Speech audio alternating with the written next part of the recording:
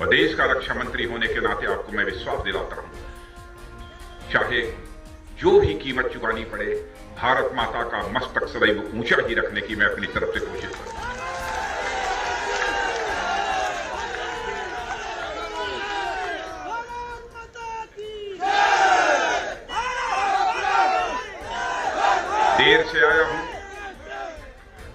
देर से आया हूं, लेकिन आपको यकीन दिलाना चाहता हूं, पूरी तरह से मैं दुरुस्त आया।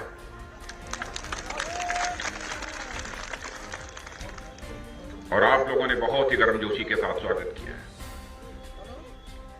भारत की परंपरा है और शिष्टाचार का तकाजा भी है। स्वागत, अभिनंदन, सलाम दुआ कभी एक तरफा नहीं होना चाहिए। इसलिए मैं भी अपनी तरफ से शीश झुकाकर ऊंचा हार के सभी बहनों भाइयों का हार्दिक अभिनंदन करता हूं। आप सभी का मैं स्वागत करता हूं।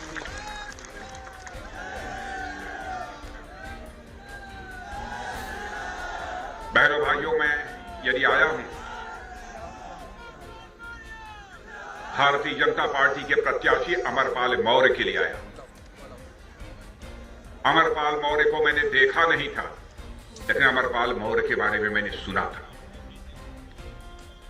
और मैं कहना चाहूंगा कि अमरपाल मौर्य जैसे कार्यकर्ता पर हम सभी को नाज होना चाहिए। बहनों भाइयों, आपने देखा जिस समय अमरपाल मौर्य भाषण कर रहे थे, कितने प्रभावी तरीके से अपनी बात आप सबके सामने रख रहे थे। मुझे पूरा यकीन है यदि आपने इन्हें अपना प्रतिनिधि चुनकर उत्तर प्रदेश की विधानसभा में भेजा, तो विधानसभा के सदन में बहनों भाइयों आपकी आवाज को प्रभावी तरीके से उठाने का काम कोई करेगा तो आपका अमरपाल मौर्य करेगा।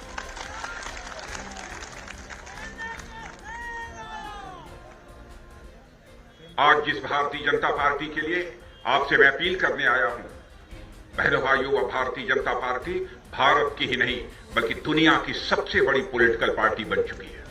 दुनिया की सबसे बड़ी पॉलिटिकल पार्टी है। और मैं तो अपना भी सौभाग्य मानता हूं, दो बार पार्टी के राष्ट्रीय अध्यक्ष के रूप में जिम्मेदारी निर्वाह करने का अवसर प्राप्त हुआ है कि परमात्मा ने मुझे भारतीय जनता पार्टी जैसे राजनीतिक पार्टी के साथ जुटने का अवसर दिया है। अन्य राजनीतिक पार्टियों से भारतीय जनता पार्टी की पहचान कई मामलों में भिन्न है।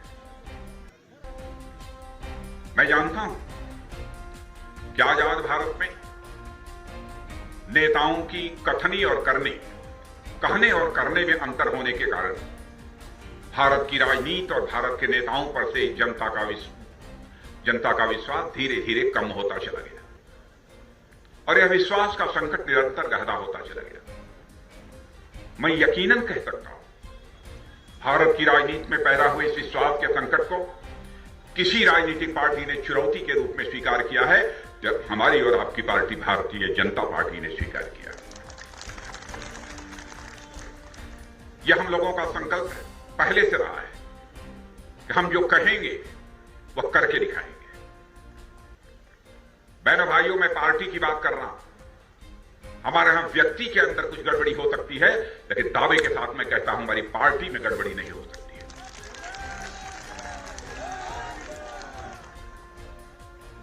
नेतृत्व ने बराबर यह सावधानी बरती है कि जो जनता से वादे किए जाएं, उन वादों को पूरा किया जाना चाहिए। बराबर सावधानी बरती है। और मैं आपको याद दिलाना चाहता हूं, 1951 लोगों को याद नहीं होगा, बहुत सारे लोग बाद के पैदा हुए हैं, मैं भी उस समय नहीं था, लेकिन उस समय भारतीय जनसंघ हुआ करती थी और उसके नेता डॉक्टर श्यामा प्रसाद मुखर्जी हम लोगों के हुआ करते थे। वही जाकर बाद में भारतीय जनता पार्टी में। उस समय उन्होंने कहा था कि जिस दिन हमको संसद में बहुमत मिल जाएगा, धारा 370 जिसके तहत जम्मू कश्मीर को विशेष दर्जा प्राप्त है, हम चुटकी बजाकर धारा 370 को समाप्त करें। आदरणीय अटल बिहारी वाजपेयी जी भी हमारे प्रधानमंत्री थे, लेकिन संसद में हमको पूर्ण बहुमत अपनी पार्टी को नहीं मिल पाया, हम नहीं कर पाए। लेकिन आपने देखा अब आपने संसद में ठोक कर आपने हमको बहुमत दिया है बहनों भाइयों, और चुटकी बजाकर हम लोगों ने धारा 370 को समाप्त कर दिया। और आज जम्मू कश्मीर का वही दर्जा है जो हिंदुस्तान के अन्य राज्यों का दर्जा है। वहां पर कोई आरक्षण की व्यवस्था नहीं थी, कुछ नहीं था, मनमाना था। पाकिस्तान से जो लोग आए थे, जो झाड़ू लगाने का काम करते थे, शौचालय साफ करने का काम करते थे, उनको कोई दूसरी नौकरी मिल ही नहीं सकती। यह हालत हम लोगों का संकल्प था, पूरा किया। यानी जो कहा था 51 में अवसर मिलने पर पूरा कर दिया। हम लोगों ने कहा था संसद में बहुमत मिलेगा, नागरिकता का कानून पास करेंगे। आप ये कहेंगे कि यह नागरिकता का कानून है क्या? बहनों भाइयों, भारत का विभाजन धर्म के आधार पर नहीं होना चाहिए था, हो गया हिंदू मुसलमान के नाम पर। मेरा यह मानना है नहीं होना चाहिए। लेकिन पाकिस्तान में हमारे जो कुछ हिंदू, सिख, ईसाई, पारसी, यहूदी जो भारत के मूल निवासी थे, अल्पसंख्यक के रूप में जो वहां पर जीवन बसर कर रहे थे, उनका धार्मिक उत्पीड़न हो रहा था। वो भारत आने की कोशिश करते थे, लुक छुप कर भारत आते थे, लेकिन नागरिकता का कानून यहां प्रभावी नहीं था, इसलिए उन्हें भारत की नागरिकता नहीं मिल पाती थी। अमरपाल जी, आप बैठ जाओ, क्योंकि 5 साल खड़े रहना है, इसलिए बैठ जाओ।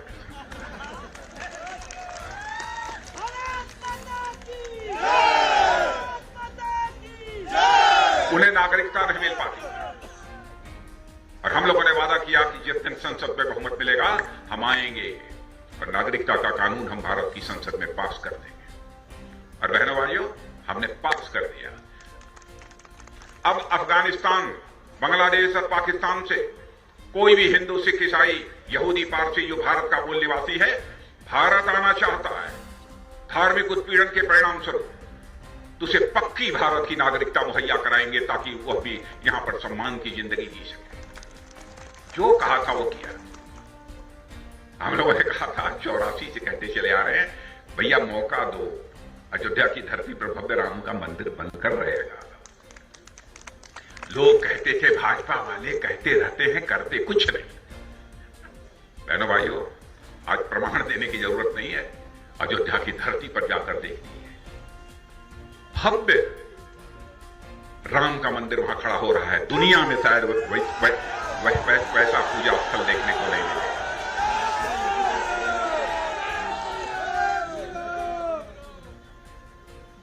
विश्वास का संकट हम भारत की राजनीति में गहरा नहीं होने देंगे।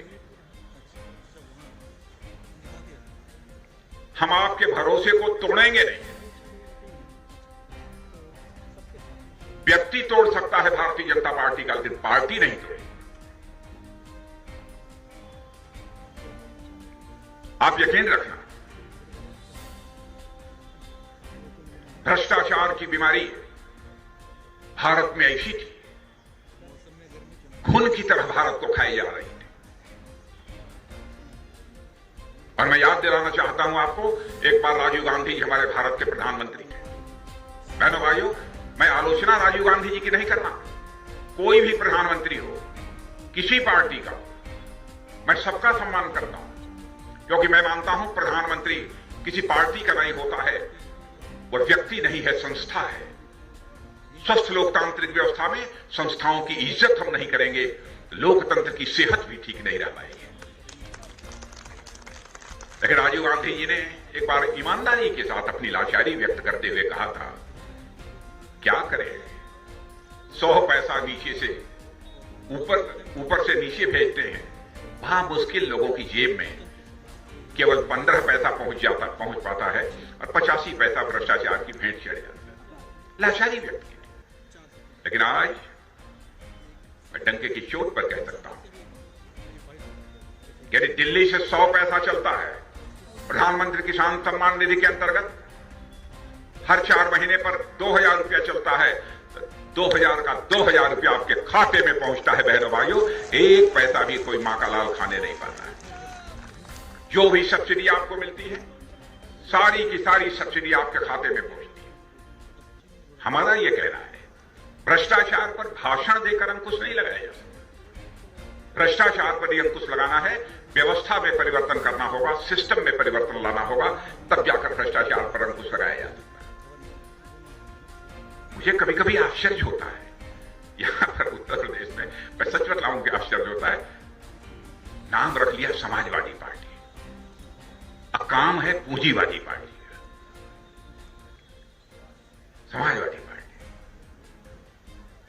भाई समाजवादी पार्टी का तो मतलब यह होता है कि वह समाजवादी है, वह समाजवाद गरीब के को भूख और भय दोनों से छुटकारा दिला दे, वही समाजवादी है।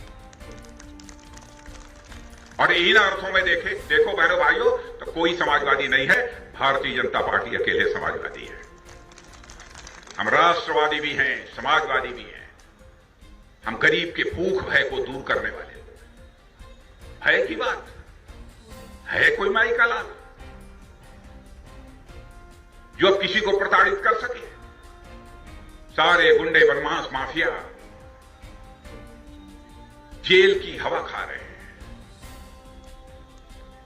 ऊंचाहार में तो बुलडोजर नहीं आया था,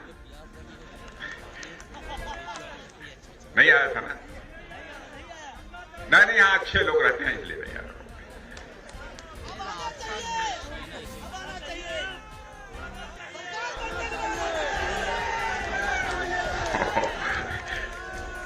ये विकास की पहली शर्त होती है कानून और व्यवस्था का चुस्त दुरुस्त होना। कानून व्यवस्था का चुस्त दुरुस्त होना ये विकास की पहली शर्त है। मैंने तो योगी जी को कहा, आप इतना ज्यादा बुलडोजर चलवा रहे हो कि आपको बुलडोजर बाबा कहना शुरू कर देंगे। लेकिन एक बात मुझे अच्छी लगी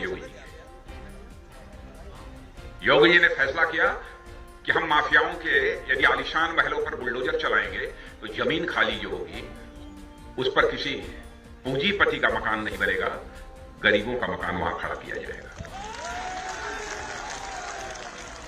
यह कोई छोटी बात नहीं है बहन भाइयों। शायद आपको अंदाज नहीं होगा, उत्तर प्रदेश तेजी के साथ आगे बढ़ रहा है। अर्थव्यवस्था, हर राज्य की, हर देश की अर्थव्यवस्था होती है। लोग कहते हैं भाई उस देश की अर्थव्यवस्था की साइज क्या है, आकार क्या है, 50 लाख करोड़ की है, 16 लाख करोड़ की है, 10 लाख करोड़ की है। वैसे ही यहां की भी अर्थव्यवस्था का आकार पहले बहुत छोटा था। मैं पीछे नहीं ले जाऊंगा, लेकिन 5 वर्ष पहले ही यहां की अर्थव्यवस्था का आकार केवल 11 लाख करोड़ रुपये था। योगी जी को बधाई दी जानी चाहिए। मैं भी मुख्यमंत्री रहा, मैं कहना चाहता हूं मुझसे अच्छी सरकार चलाइए।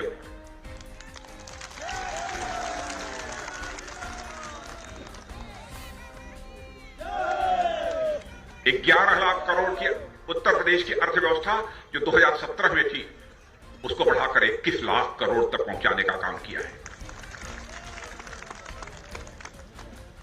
यह कोई छोटी बात नहीं है।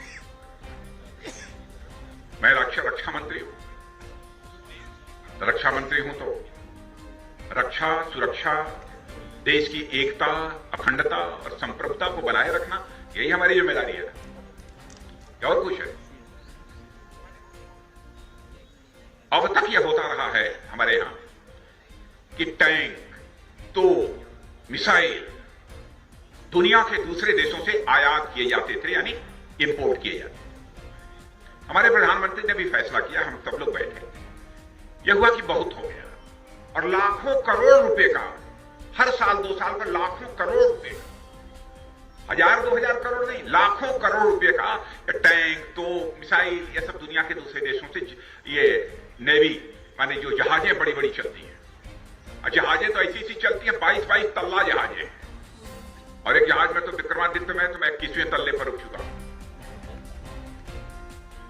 इतना पैसा हम लोगों ने फैसला किया, बहुत आवश्यक हुआ तभी हम बाहर से मंगाएंगे, नहीं तो हिंदुस्तान की धरती पर बनेगा, हिंदुस्तानियों के हाथ से बनेगा। बहनों भाइयों, हमने भारत को आत्मनिर्भर भारत बनाने का फैसला किया। हमने भारत को आत्मनिर्भर भारत बनाने का फैसला किया है, ताकि यहां के हमारे नौजवानों के हाथों को रोजगार भी मिलना चाहिए। आपने देखा कि लखनऊ के बगल में भी 1.5-2 महीने पहले एक ब्रह्मोस मिसाइल ब्रह्मोस मिसाइल बनाने के एक फैक्ट्री का मैंने शिलान्यास किया है। हजारों करोड़ रुपए लग के वो बनेगी, ब्रह्मोस मिसाइल बनेगी। अब आप जानते नहीं, आप समझते हो कि ये बंदूक बनेगी फायर करने वाली, डीबीबीएल गन।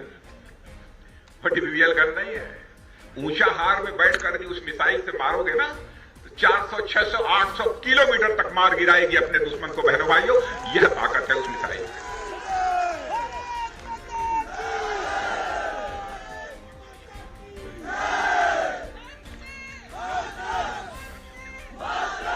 यानी उत्तर प्रदेश इतनी तेजी के साथ आगे बढ़ रहा है, उत्तर प्रदेश इतनी तेजी के साथ आगे बढ़ रहा है कि अब उत्तर प्रदेश में गोली नहीं बनेगी, अब गोला बनेगा।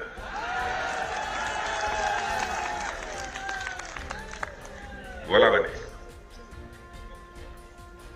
एक से एक चीज।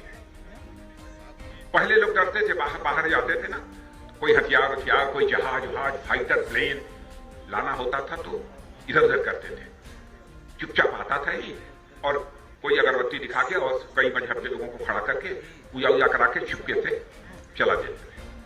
मैं फ्रांस गया, पहली रफेल हमको लानी थी, रफेल फाइटर प्लेन। तो बहनों भाइयों, जाते ही मैंने वहां के एम्बेसडर को कहा कि कल मैं जब रफेल प्लेन लेने के लिए जाऊंगा तो उस समय आप ध्यान रखना कि कोई पंडित जी यहां पे या पूजा करने वाले जो भी कोई हों पेरिस में, उनको हमारी जहाज में बैठाकर लेते चलो। क्यों साहब, कोई खास बात? मैंने कहा कि उनसे कह देना कि रोरी, अक्षत, धागा, जो कुछ भी होता है पूजा की सामग्री, वो पक्की तैयार रखें अगरबत्ती। कहे साहब क्या करेंगे? तो मैंने कहा कि मैं रफेल की पूजा करूंगा, तभी रफेल हमारा भारत जाएगा।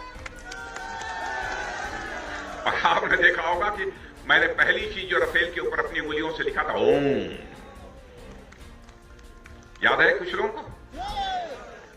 ओम लिखा था। अब आपको आश्चर्य होगा, दुनिया के दूसरे देश भी अपने देशों में अपनी जहाज, कोई फाइटर प्लेन ऐसा कुछ ले जाने के लिए वो भी अपने देश के हिसाब से पूजा करते हैं।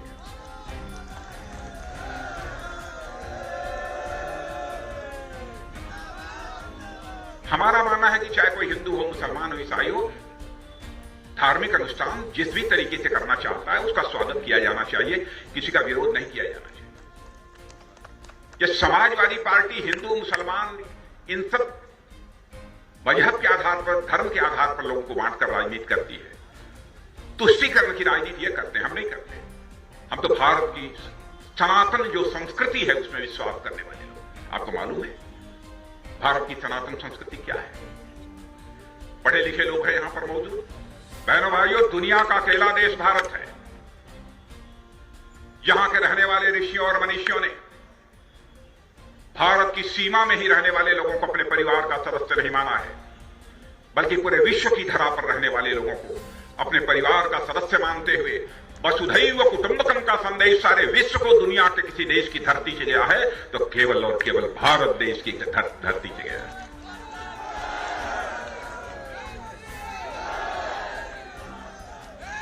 पूरा विश्व ही हमारा परिवार है, पूरा विश्व ही हमारा परिवार है। और इसी वसुधैव कुटुंबकम के प्रति हमारी आस्था, अरे हमारी परंपरा तो यह रही है कि जिस सर्प के काट लेने के बाद, जहरीले सर्प के काट लेने के बाद मरने की पक्की गारंटी होती है, उसको भी नाग पंचमी के दिन गाय का शुद्ध दूध पिलाकर उसके दीर्घजीवी होने की कामना ये दुनिया का कोई देश करता है तो भारत करता है। तो भारत की संस्कृति में विश्वास करने वाले भाजपा के लोग हिंदू, मुसलमान, ईसाई के आधार पर कोई भेदभाव नहीं करते। भारत की सीमाओं की रक्षा मिलजुल कर किया है लोगों ने। न्याय सभी को, तुष्टीकरण किसी का नहीं होना चाहिए। जो गड़बड़ करेगा, चाहे किसी भी धर्म का, किसी मजहब का क्यों न हो, हम उसको सख्त सजा देंगे, उसे माफ नहीं करेंगे।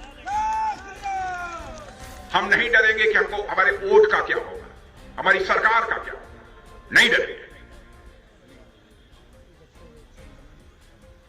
हम लोग जब कुछ मंदिर, राम मंदिर बनवा रहे थे तो लोगों ने कहा ये भाजपा वाले केवल मंदिर बनवाते हैं।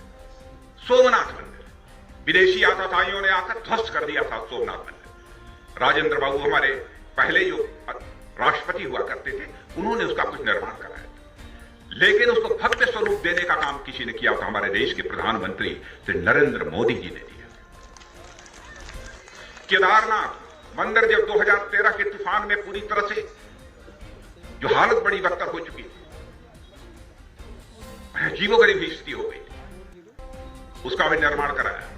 यमुनोत्री, गंगोत्री, केदारनाथ, बद्रीनाथ, चारों धामों को ऑल वेदर रोड से जोड़ा जा रहा है बहनों भाइयों, लगभग 13,000 करोड़ रुपए की धनराशि। काशी विश्वनाथ मंदिर आताताइयों ने तोड़ा था, रानी अहिल्याबाई ने उसका निर्माण कराया था। आज काशी विश्वनाथ कॉरिडोर हमारे प्रधानमंत्री ने देश को, राष्ट्र को समर्पित कर दिया। और ये कहने वाले लोग कि हम केवल मंदिर बनाते हैं, इसलिए मंदिर बनाते हैं कि हम भारत की विरासत को हम सुरक्षित रखना चाहते हैं। जो अपनी विरासत से कट जाता है, जो अपनी विरासत से कट जाता है बहनों भाइयों, उसकी हालत कटी पतंग की तरह हो जाती है, उसका कहीं कोई ठिकाना नहीं रहता। भारत को हम किसी भी सूरत में कटी पतंग नहीं बनने देंगे, इसलिए हम लोग करते हैं। और भारत, आपको खुशी होगी, निरंतर ताकतवर भारत बनता जा रहा है। कोरोना आप लोगों को भी हुआ होगा, कोरोना हुआ था कि नहीं? इंजेक्शन लगा है, काफी लोगों को इंजेक्शन लग गया होगा। दुनिया के कई छोटे छोटे देशों में, ताकतवर देशों में सभी को इंजेक्शन नहीं लग पाया, वैक्सीन, टीका। और जब यह कोरोना का संकट आया था तो उस समय बहनों भाइयों हमारे यहां वैक्सीन नहीं था, टीका नहीं था। लेकिन आज हमारी हालत यह हो गई है कि हम वैक्सीन, टीका बना रहे हैं, भारतवासियों को लगा रहे हैं और दुनिया के दूसरे देशों को भी भेजने का काम कर रहे हैं। यह है भारत की ताकत, यह है भारत की ताकत। भारत तेजी के साथ आगे बढ़ रहा है। भारत को और मजबूत बनाइए, मैं आप सबसे अपील करना चाहता हूं। व्यक्तिगत भेदभाव हो सकता है, किसी को किसी से लेकर कोई नाराजगी हो सकती है, लेकिन वोट जो पढ़ना चाहिए वह राष्ट्र के नाम पर पढ़ना चाहिए, देश के नाम पर पढ़ना चाहिए।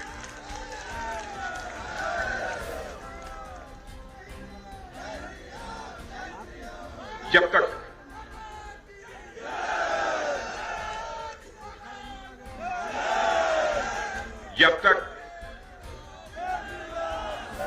तक उत्तर प्रदेश नहीं बनेगा, तब तक हमारा नए भारत बनाने का स्वप्न भी साकार नहीं हो सकता।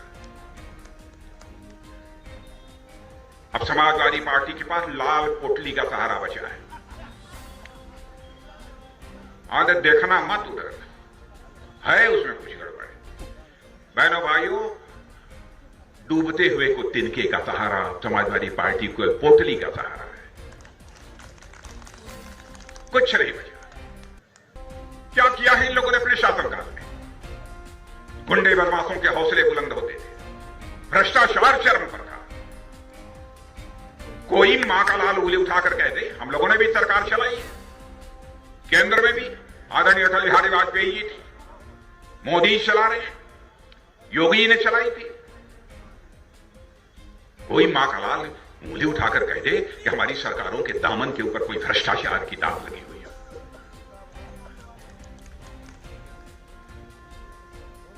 बराबर हम लोगों ने सावधानी बरती है। हम लोग विकास करने वाले हैं, हम विकासवाद की राह पर चलेंगे बहनों भाइयों। जातिवाद, संप्रदायवाद, क्षेत्रवाद की राह हमको किसी भी सूरत में मंजूर नहीं है, क्योंकि हम राजनीति करते हैं केवल सरकार बनाने के लिए राजनीति नहीं करते हैं, हम राजनीति करते हैं तो देश बनाने के लिए राजनीति करते हैं। हम राजनीति करते हैं तो समाज बनाने के लिए राजनीति करते हैं। हम लोगों ने फैसला किया है, हम लोगों ने फैसला किया है कि हमारी उत्तर प्रदेश में सरकार बनेगी तो अगले 5 सालों तक किसानों को सिंचाई के लिए मुफ्त बिजली दी जाएगी, सिंचाई के लिए मुफ्त बिजली दी जाएगी। गन्ना किसानों का 14 दिनों में भुगतान किया जाएगा, और जो कह रहे हैं वो पूरा होगा, नहीं पूरा होगा तो नहीं आएंगे। 2 करोड़ स्मार्टफोन और टैबलेट नौजवानों को बांटे जाएंगे। अरे नौजवानों, तुम जाओ उत्ते ताली बजाओ, पहले से रखा होगा। और 5 साल में प्रति व्यक्ति की आय दोगुना करने का संकल्प है। ये मैं घोषणा नहीं कर रहा, देखिए सावधानी बरती है लिखने में भी, मैंने संकल्प है, हमारा है कि हम बढ़ाएंगे। हो सकता है थोड़ा बहुत कम रह जाए, इसलिए मैंने कहा संकल्प है। और अयोध्या में इंटरनेशनल एयरपोर्ट बनाएंगे।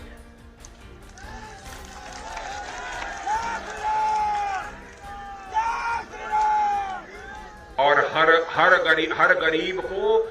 हर गरीब को बिना पैसे के मुफ्त बिजली मुहैया कराएंगे। चलेगा? दौड़ेगा ना? क्यों बहनों, दौड़ेगा कि चलेगा? पीछे भी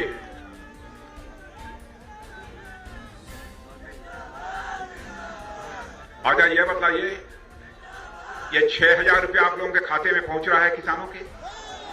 ओके, आप लोगों के पास आयुष्मान भारत कार्ड कुछ लोगों के पास है कि नहीं? सबके पास नहीं होगा, कुछ है। आयुष्मान भारत कार्ड वाले सुन लें, आप अपना इलाज यदि कराना चाहो, केवल ऊंचा रायबरेली में नहीं, आप मुंबई चले गए, कलकत्ता चले गए, चेन्नई चले गए और आपकी तबीयत खराब हो गई और आयुष्मान भारत कार्ड है तो 5 लाख रुपए तक का आपका मुफ्त इलाज होगा। यह है आयुष्मान भारत कार्ड। अच्छा, यह बताइए कि यह मुफ्त राशन मिल रहा है कि गरीबों को नहीं? मजा आ रहा है ना? अरे गुरु, मैंने देखा है कि आप लोग बेचते भी है कुछ उसमें।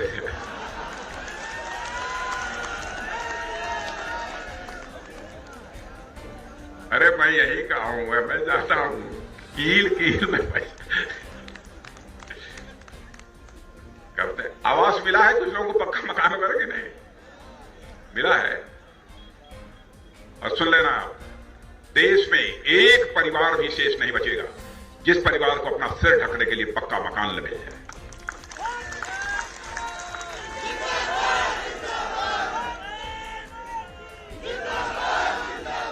यही माताएं बहनें खाना बनाने के लिए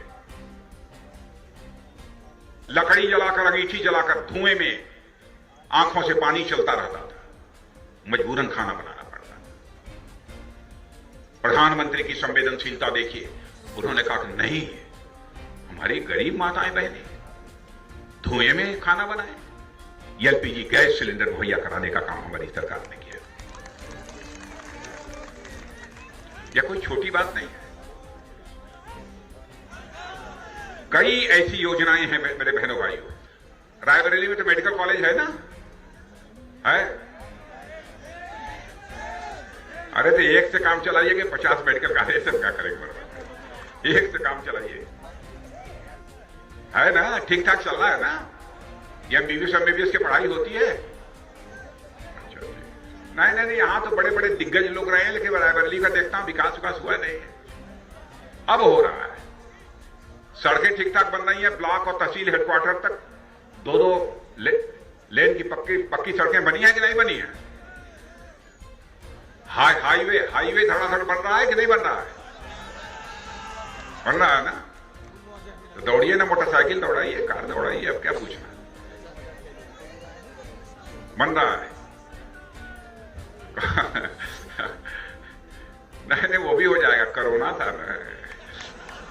कोरोना से बहनों भाइयों, हमारे लिए पैसे की उतनी कीमत नहीं है, हमारे लिए हर भारतवासी की जिंदगी कीमती है बहनों भाइयों। इसलिए थोड़ी कठिनाई हुई होगी, मैं जानता हूं।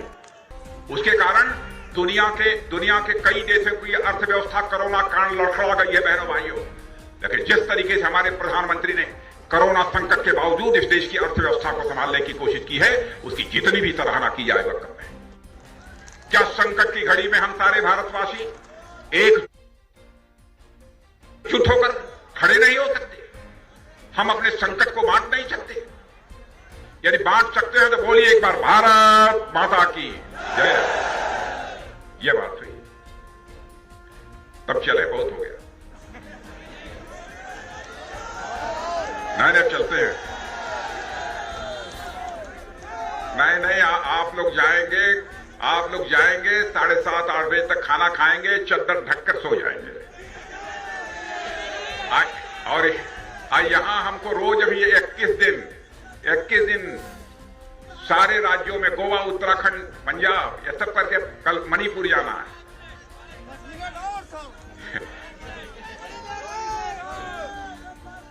नहीं, चलने नहीं। अच्छा ये बताइए, विकास तो यहां जब नहीं हो रहा है, विकास योगासन ठीक ठाक कर रहा है?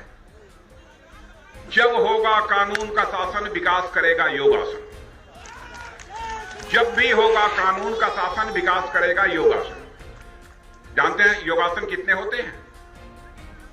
ए भैया, आपका चेहरा चमक रहा है, जरा बताइए योगासन कितने होते हैं? बोलो कितने होते हैं? कहो पत्रकार लोग, कितने होते हैं योगासन? बाबा रामदेव है आपके पास? अरे बाबा रामदेव होंगे, बाबा रामदेव तो हैं, बहुत बड़ा काम किया बाबा ने। लेकिन योगासन उच्चाहार के लोग नहीं मालूम कितने होते हैं? नहीं, 84 होते हैं। 84 होते हैं। तो हमारे यहां तो उत्तर प्रदेश में विकास 83 योगासन कर रहा है। हमारी विकास 83 योगासन कर रहा है। एक योगासन हम लोगों ने छोड़ दिया है। वह योगासन जो छोड़ दिया है वो हम लोगों ने कहा शीर्षासन या विरोध पक्ष के लिए छोड़ दो।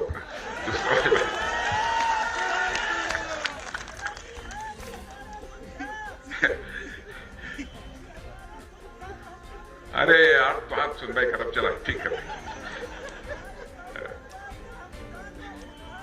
हाँ, सब घबरा मत, भारतीय जनता पार्टी को जिताओ तो।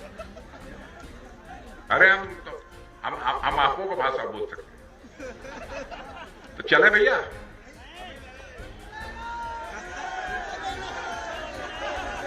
नहीं चलेंगे, अरे बहुत देर हो गई,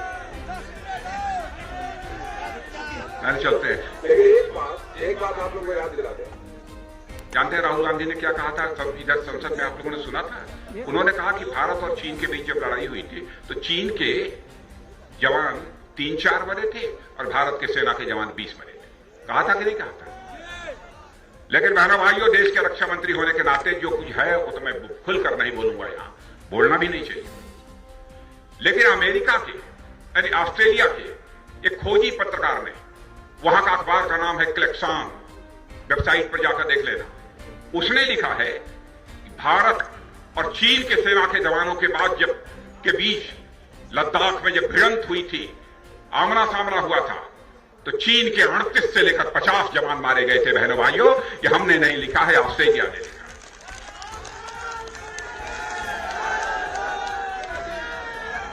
लेकिन यह विडंबना है कि कांग्रेस के नेता राहुल गांधी हमारे देश की सेना के जवानों के शौर्य, पराक्रम और साहस पर वो सवालिया निशान लगाने की कोशिश कर रहे हैं। मेरे भाइयों, इसलिए मैं कहना चाहता हूं, आपका भरपूर समर्थन। कहां है अमरपाल मौर्य? देखिए, अमरपाल मौर्य लंबे उम्बे भी हैं, शहरी बदक के हैं। वैसे मुझे लगता है कि एक्सरसाइज वगैरह करके ठीक ठाक बनाया है इन्होंने। मैं समझ गया, योग में मास्टर डिग्री है। अब बताइए, योग में मास्टर डिग्री है, जिनको दिन रात खटाएंगे तब भी खटते रहेंगे। नहीं, शीर्षासन तो विपक्ष के लिए है। जब इनको जिता देंगे तो एक बार हाथ उठाकर सभी लोग ताली बजा दीजिए तो मैं मान लूंगी। बहुत बहुत धन्यवाद। बोलिए भारत माता की।